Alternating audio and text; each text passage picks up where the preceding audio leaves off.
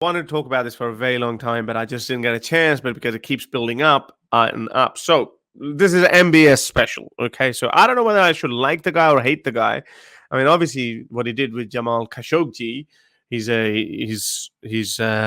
very scary in that regard. That this guy is young, ambitious, and ruthless. But how did they say in America what they used to say? Oh, he's a son of a bitch, but he's our son of a bitch. Sorry, MBS, I'm not using that for you, but I'm just saying that if he's a monster, is he a good monster or a bad monster? Kind of like what Pakistan used, good Taliban or the bad Taliban. I mean, is he going to be good for us, MBS? By us, I mean liberals. Is he going to be good for us, or he's going to be equally bad for us as well? Because so far, his victims have been these Islamists, radical fundamentalists so far. Now, in 2017, when he came to surface, he said, I will take Saudi Arabia to moderate Islam, says Crown Prince. Now, he said that this was 24th of October 2017, nearly 4 years ago. So far, it looks like he's been living up to his promise. Very recently, just a week ago, he said women can register for Hajj without male guardian. Ignore the guy on the right, which is... I thought that was James Packer, Carrie Packer's son in Australia. He looks very similar to him. Like, it's just, whenever you take a photo, it's just you just see a head in the entire photo. Okay. So this is something that's quite amazing. Women can register for Hajj without male guardian. Those of you who don't know, so women, because it's a misogynist religion. So... And despite the fact that if you're doing your period, then you can't go perform the Hajj, the annual pilgrimage that you see those people circulating that black box. That's called Hajj. So women, unfortunately, can't go on their own. So even in the house of God, if they wanna perform this duty, it's one of the 5 pillars of Islam. They can't do it. They have to rely on a man. I'll actually tell you a funny story about one of my aunties. She was single at the time and thought that she's not going to get married. She thought that she asked me, of all people, she said, well, I'll pay for your ticket. Can I take you to Hajj, to this annual pilgrimage, because I don't have any male guardian who could go with me, male mahram who could go with me. And I was like, I thought about it. This is before me coming out as an atheist, but I was already an atheist, so she kind of knew it. But I was like, oh, okay, maybe that'd be a good experience. I'll go. But then I said, no, sorry, auntie, I can't go with you because I'll have to shave off my head. Yes, you have to shave your head off. So I said, no, I'm not going there. I'm not going to shave my head off. Anyway, she ended up getting married later on, and then she did end up performing Hajj. But my point is, the poor woman, had she not been married, none of her brothers were willing to go with her. She would not have been able to do this, and she would have had this regret in her life that she did not do the annual pilgrimage when she was capable of doing it, because financially she was okay to do it. But that is the misogyny in Islam. So MBS has just lived to this condition. So if that had happened 10, 12, I don't know, whenever that was, 10 years ago or 13 years ago, then my auntie would not have had to ask me this. So another good thing. Well done, MBS. But what else MBS has been saying? Mohammed bin Salman attempts to reform Islam. Now, this is a big one.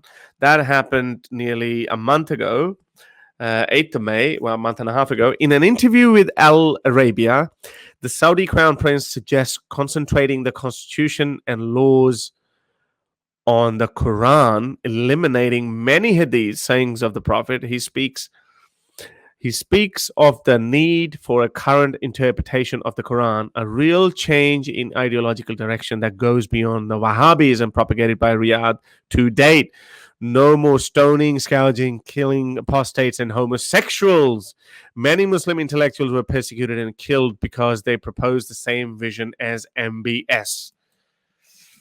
So, what does he mean by that? And I think he's going even beyond that. So basically he's saying, well, we would only base everything on the Quran, because you can get away with a lot in the Quran, because Quran is a very vague, very random, incoherent book. It's actually a bullshit book. So you can basically twist and turn it into anything you want. Like, it's just useless book. It just doesn't get his point across. Like, I just quoted this verse about hijab. Oh, Prophet, tell your wives and daughters and believers' wives as well to draw their cloaks close around themselves.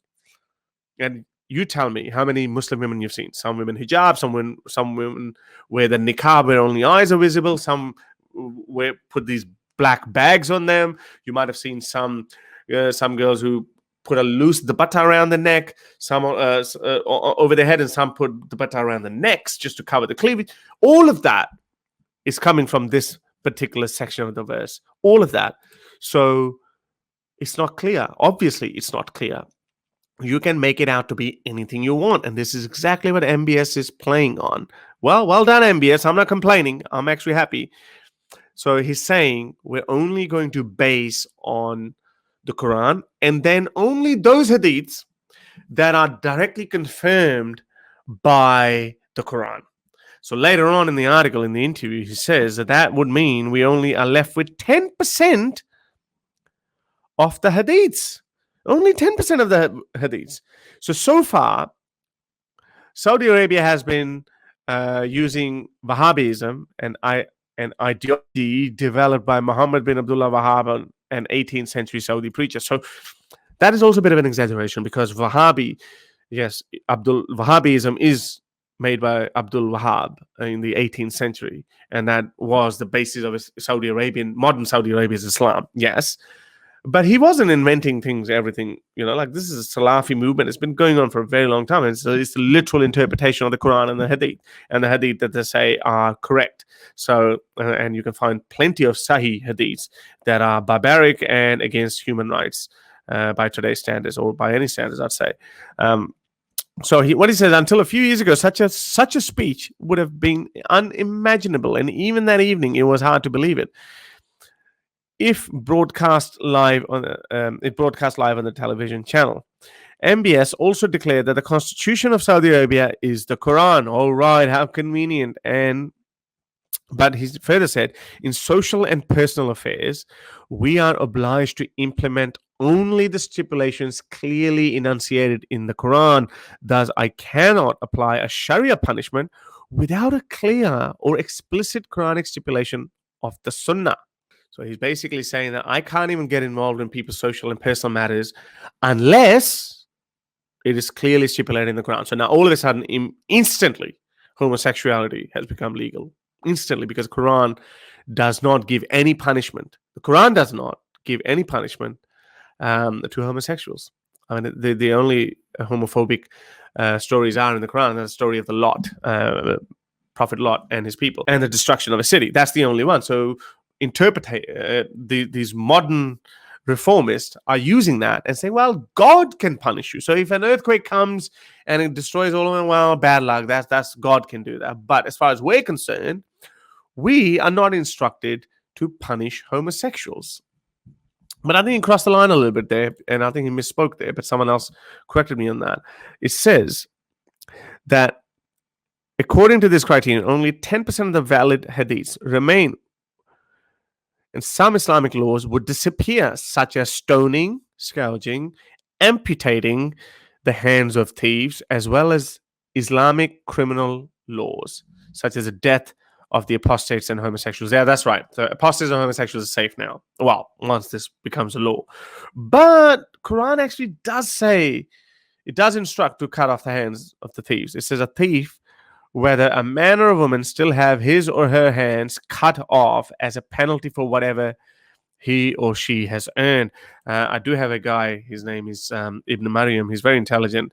He actually had a different take on that. And if he's listening, I would like him to come and probably comment on that as well. But as far as I'm concerned, Quran does say. So why is MBS saying, well, we don't have to amputate the hands of thieves anymore? Quran actually does say explicitly. Maybe, killing of apostates and homosexuals, that's gone, because that Quran doesn't say that. So apostates, and but unfortunately, women would still not be free. Apostates and homosexuals might be good news for them, but not for women. So the verdict, I'll leave that to you guys. What do you take what do you make out of MBS? Because he, unfortunately, like any other despot, is still a despot after all. So here he's saying that we don't have to use these severe corporal punishments.